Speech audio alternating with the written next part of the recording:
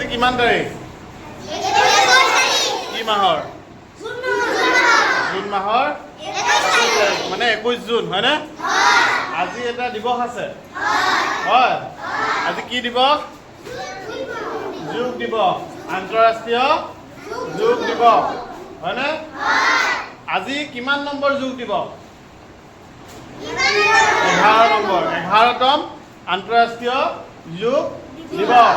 যোগ দিৱস মানে হ'ল, ইয়াৰ অৰ্থটো কি? আমি ব্যায়াম কৰা। আজিৰ দিনটোত পৃথিৱীত আমি ব্যায়ামটো এনেই সদায় কৰোঁ, হয় নহয়? ৰাতিপুৱা প্ৰাৰ্থনা কৰাৰ সময়ত আমি প্ৰাতঃসভাৰ সময়ত ব্যায়াম কৰোঁ নকৰোঁ? সদায় ব্যায়াম কৰোঁ। কিন্তু বহুত মানুহে ব্যায়াম কৰিব সময় নাপায় বা বহুতে কামৰ ব্যস্ততাত থাকে।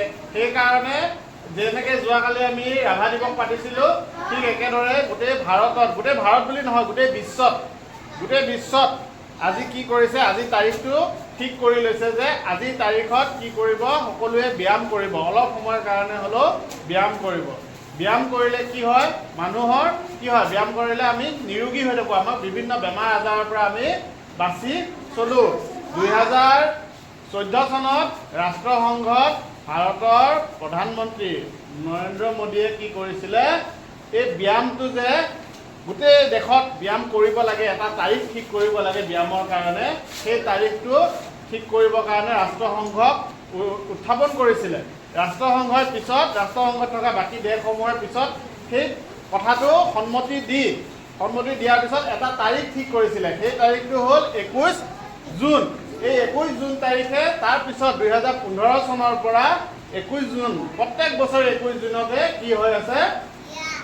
ব্যায়াম মানে যোগ দিৱস পাতি আছোঁ, আন্তঃৰাষ্ট্ৰীয় যোগ দিৱস। এই আন্তঃৰাষ্ট্ৰীয় যোগ দিৱস ষ্টাৰ্ট হৈছিল 2015 চনত। 2015 চনৰ পৰা আজিৰ তাৰিখটো আন্তঃৰাষ্ট্ৰীয় যোগ দিৱস হিচাপে আমি পালন কৰি আছোঁ। প্ৰত্যেক বছৰে অহা বছৰো আকৌ এই 21 জুন তাৰিখে আন্তঃৰাষ্ট্ৰীয় যোগ দিৱসো আকৌ আমি পালন কৰিম। ইয়াৰ লগতে আজি হ'ল, তোমালোকে গান শুনানে? গান শুনা নুশুনা? আজি আৰু এটা দিৱস আছে, সেইটো হ'ল ৱৰ্ল্ড মিউজিক ডে'। আজি গানৰ দিৱসো আছে, ৱৰ্ল্ড মিউজিক ডে'। যেনেকৈ চিলড্ৰেনছ ডে' থাকে নাথাকে? টিচাৰ্ছ ডে' থাকে নাথাকে? ঠিক একেদৰে আজি য়োগা ডে'ও হয়, ব্যায়ামৰো দিন হয়, আৰু লগতে আজি ৱৰ্ল্ড মিউজিক ডে'। আৰু আজি 21 জুন আৰু এটা ডাঙৰ কথা কি? আজি তাৰিখটো হ'ল আমাৰ এই গোটেই বছৰটোত, এবছৰত 365 দিন থাকে, হয় নহয়? এই 365 দিনৰ আজি 21 তাৰিখ যে, এই আজিৰ দিনটো গোটেই বছৰটোৰ ভিতৰত দীঘল দিন। আজি 21 জুন, ইমানকেইটা দিন আহিব নহয়, 365টা দিনৰ ভিতৰত আজিৰ দিনটো আটাইতকৈ দীঘল দিন হ'ল।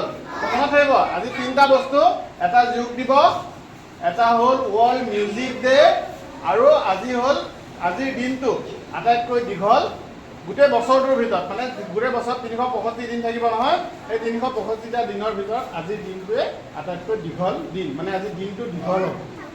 আজিৰ পিছত আকৌ কালিৰ পৰা আকৌ লাহে লাহে কমি আহি দিনটো ছুটি হৈ আহি থাকিব। আজি আটাইতকৈ দীঘল দিন, মনত থাকিব? আজি আটাইতকৈ দীঘল দিন। তো আমি আজি কি দিৱস পালন কৰিলোঁ?